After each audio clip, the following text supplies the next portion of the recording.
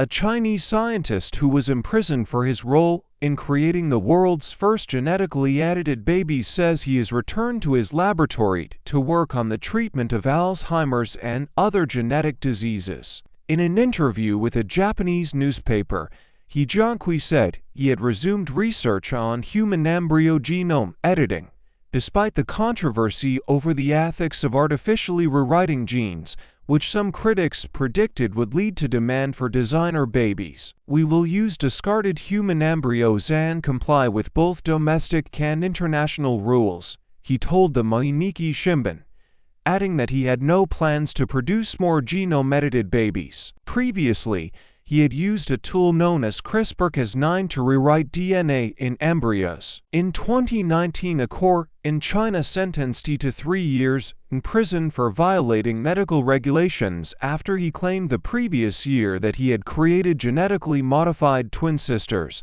Lulu and Nana, before birth. His experiments sent shockwaves through the medical and scientific world. He was widely condemned for having gone ahead with the risky, ethically contentious and medically unjustified procedure with inadequate consent from the families involved. The court found that he had forged documents from an ethics review panel that were used to recruit couples for his research. He said he had used a gene editing procedure known as Crispr-Cas9 to rewrite the DNA in the sisters' embryos.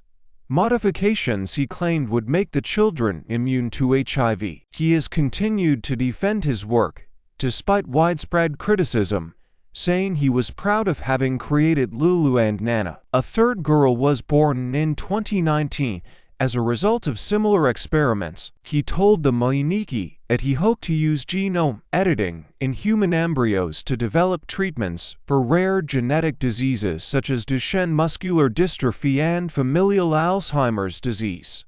At 3 laboratories he has opened since his release from prison in 2022. He said the 3 genome-edited children were perfectly healthy and have no problems with their growth, according to the newspaper, adding that the twins, now age 5, were attending kindergarten.